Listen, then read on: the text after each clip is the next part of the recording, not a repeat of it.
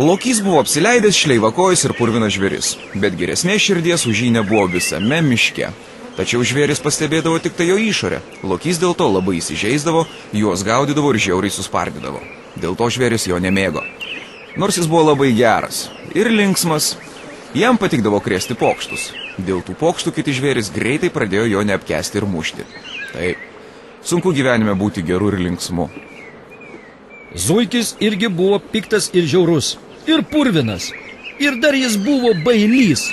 Zuikis niekuomet niekam nedarė niekšybių, nes bijojo, tačiau vis tiek visi jį stipriai mušė.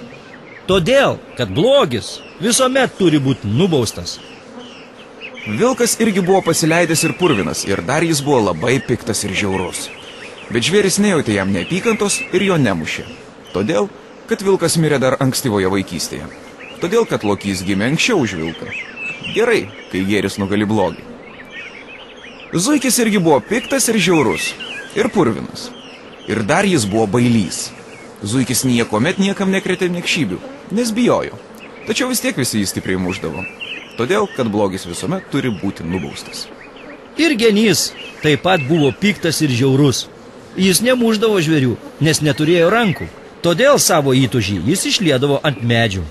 Jo irgi nemušė, todėl kad negalėjo pasiekti. Kartą jį mirtinai užspaudė nuvirtęs medis. Miške sklido kalbos, kad medis atkeršijo. Po to žvėris ištisą mėnesį bijojo šlapintis ant medžių. Jie šlapinosi ant zuikio. Zuikis peršalo ir numirė.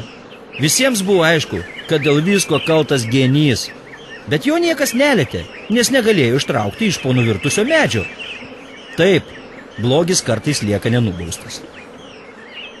Kurmis buvo mažas ir aklas. Jis nebuvo piktas, jis tiesiog gerai darė savo darbą. Tai jis pagraužė medį, kuris užvirto ant genio. Apie tai niekas nesužinojo ir todėl jo ir nesumušė.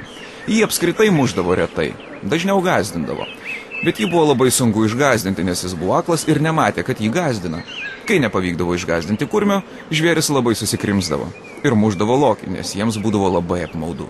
Kartą Lokys taip pat sumanė išgąsdinti kurmį, bet kurmis neišsigando. Nes Lokys jį užmušė, netyčia. Tiesiog Lokys buvo labai nerangus. Ir žvėris jį labai stipriai sumušė. Nežiūrinti tai, kad Lokys teisinosi norėjęs pajuokauti. Blogai, kai tavo juokų niekas nesupranta. Lapė buvo labai gudri. Ji galėjo lengvai apgauti bet ką. Kai jai tai pasisekdavo, jos nemušdavo. Bet kartais jai nepasisekdavo ir ją mušdavo. Mušdavo visas miškas ir tuomet ji jau negalėdavo nieko apgauti. Todėl, kad labai sunku ką nors apgauti, kai esi mušamas. Kartą jas sumušė mirtinai. Taip, gyvenime visą laiką teisybė atsiskleidžia. Šernas buvo didelis, stiprus ir baisus. Visi jo labai bijojo ir todėl jį mušdavo tik visas miškas kartu. Arba tiesiog apmėtydavo akmenimis. Šernas šito labai nemėgo ir kartą, naktį, jis paslėpė visus akmenis miške. Už tai jį labai stipriai sumušė.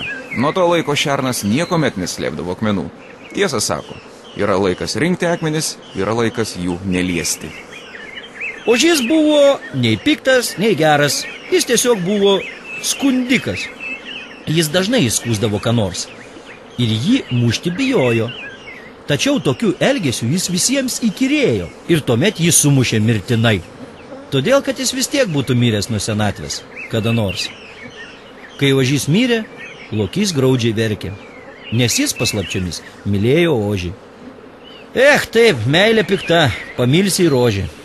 Ežiukas buvo mažas ir dygliuotas. Jis badėsi. Jis nebuvo piktas, tiesiog tokia jo prigimtis. Dėl to jį mušdavo tik per pilvą. Ežiukui tai žinoma nepatiko ir jis ėmė skustis plikai. Nuo tada jį ėmė mušti kaip visus kitus. Labai sunku būti kitokiu. Skunsas buvo beveik toks pat kaip Zuikis. Bet tik labai smirdėjo ir jo kvapas buvo nepakenčiamas. Jį mušdavo įkišę į celofano paketą. Tada kvapas buvo netoks stiprus. Kartą buvo Skunso gimtadienis. Jis sukvietė visus žvėris, nes buvo godus ir mėgo dovanas. Ir žvėris jam padovanojo naują celofano paketą. Ir stipriai sumušė jį iki sąmonės netekimo. Ir Skunsas pakete uždūso. Taip jį ir palaidojo, neišėmė iš paketo, labai tolimame miške. Nes miręs Skunsas dar labiau smirdėjo. Paskui atėjo labai tolimo miško gyventojai ir visus stipriai sumušė. Jiems nepatiko negyvos kunso kvapas. Taip, su kaimynais reikia gyventi taikiai. Žiurkėnas taip pat buvo labai godus ir turtingas. Jei jis būtų dalinęsi savo turtais, jo nebūtų taip smarkiai mušę. Bet jis buvo labai godus. Už tai mušdavo stipriai. Labai stipriai. Ir jam vis tiek tekdavo dalintis. Ir jis graudžiai verkdavo. Turtuoliai juk irgi verkė. Liūtas buvo žvėrių karalius. Jis valdė mišką. Karalių mušti negalima. Toks įstatymas. Tačiau žvėris senai spjovė įstatymus. Jie mušdavo ir liūtą. Ne už ką. Todėl, kad taip jau priimta. Nebemuškim vienas kito. Sudie.